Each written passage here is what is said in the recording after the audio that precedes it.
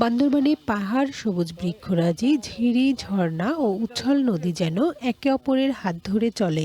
সব মিলিয়ে প্রকৃতির লীলাভূমি বান্দরবান। পাহাড়ে ঘেরা মনোমুগ্ধকর নানা দৃশ্যপটে ভ্রমণকারীর মন আটকে যায় প্রতিনিয়ত।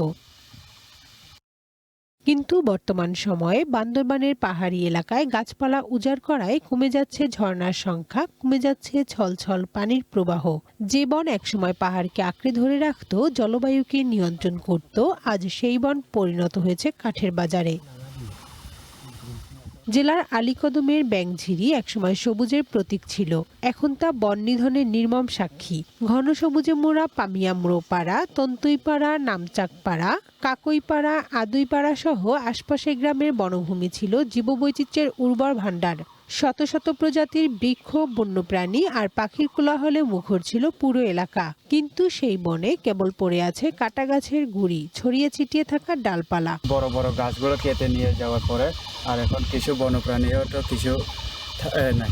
বড় বড় গাছ কাটতেছে আর পানি পাওয়া যায় না, আর পশু পাখি এলে থাকি তো জায়গা নাই। স্থানীয়দের অভিযোগ, বন বিভাগের কিছু অসাধু কর্মকর্তার নীরব সহযোগিতায় সংঘবদ্ধ চক্র দিনের পর দিন নির্বিচারে উজাড় করে চলছে এই বনাঞ্চল।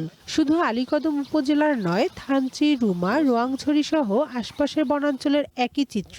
নির্বিচারে বন উজাড়ের সরাসরি প্রভাব পড়েছে পরিবেশে। জীববৈচিত্র্য রক্ষার স্বার্থে এই বন উজাড় বা ধ্বংসকে অবশ্যই ঠেকাতে হবে।